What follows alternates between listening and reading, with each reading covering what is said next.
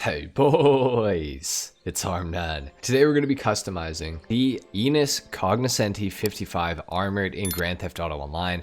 Now I do believe this vehicle is actually removed from Legendary Motorsport. I'm going to check right now and we're going to just make sure that that is true. Yes, in fact it is removed. Despite it being removed, it is available at Simeon's dealership this week. If you guys are interested in purchasing it, it is actually armored. We're going to talk about that a little bit more in a few minutes, but for right now, let's hop into the car and let's go ahead and start customizing it and making this thing look just a little bit cooler. So we're going to go ahead and start off with the armor. This will also improve the overall durability of the vehicle. I won't add any explosive resistance to what it has already, but it will prevent the body panels from getting more damaged and things like that. So that's good. Race brakes, let's go ahead and do that. The engine upgrade as well, nice and cheap upgrades on this car, only 6,700 for max engine, which is pretty cool. That's not something you see very much anymore in GTA. For the lights, I want to go xenon for sure, and then I also want to throw a neon kit on just to lower the center of gravity of the car to make it handle a little bit better, because due to the armor plating, this thing definitely does feel a little bit heavier than it otherwise would. For the plate, I think that I want to go blue on white 3. And now for the respray, this thing actually came in a really cool color, and I just want to put it on the car and see if I actually want to keep it. It was in a sandy brown, and then it had a, what I believe was a dark steel secondary color, or a black steel. I think it was black steel. And then it had some sort of a pearlescent on it. I feel like it was maybe a gold pearlescent. I could totally be wrong, but let's see if I can replicate this properly. Gold pearlescent on it. Honestly, it looks really sick. Like, I think this is actually a great color combination for this car. This is something that I never would have gone for personally, but whoever did this at Rockstar for the vehicle that's in the dealership this week, I think they did a pretty good job. Now with that being said, I don't want to just use the same customization from the dealership, so I do want to change it up a little bit, and I was thinking of maybe going for something like a bleached brown. Potentially. I feel like that would be kind of cool. However, we could also go for a darker color potentially. Perhaps a dark steel with a black steel as well. I feel like that's kind of a cool look. I do actually like how the two-tone works on this car. I feel like it's actually pretty well done. Like, it doesn't look horrible, you know? It's definitely pretty...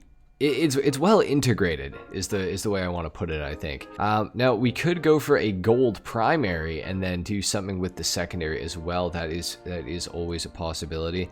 I kind of almost want to go for something in the brown category though here. I feel like these colors look really good on this car. I feel like they match it very nicely.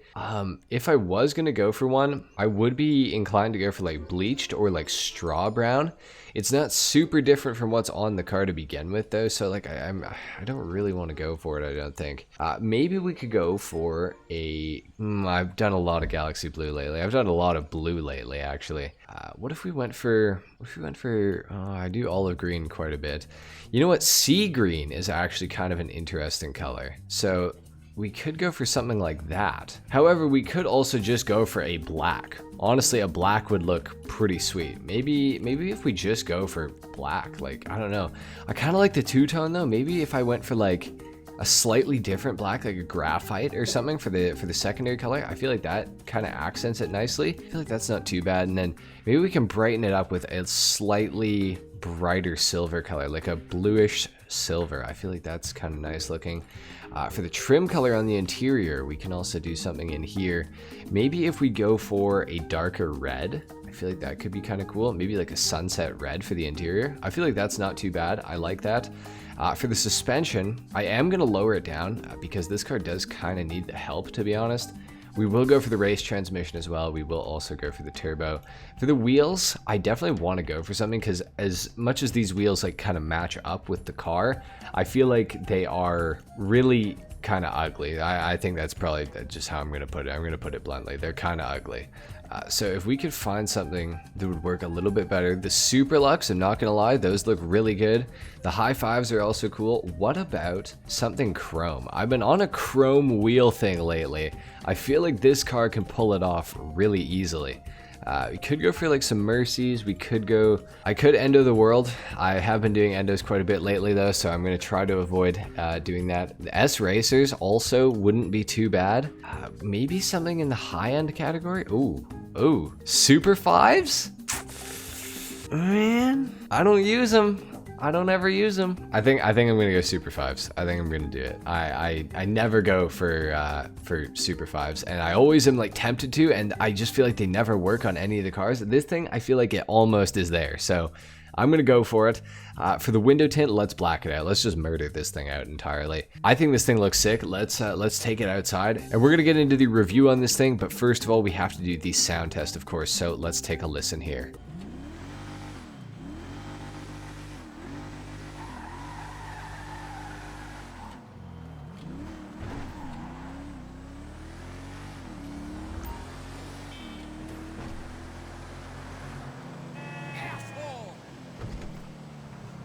Honestly, not too bad. It sounds pretty good, I have to say. Well, actually, maybe I shouldn't say pretty good. It's pretty basic, honestly. It's nothing too special, unfortunately. But that's okay. I mean, it's not exactly supposed to be, you know, the highest performance, highest, you know, anything car other than luxury. Something that is really cool about this car that I will let you guys hear right now, I'm going to mute my microphone. The windows and the insulation on this car actually work. So let's take a listen to this. Take a listen.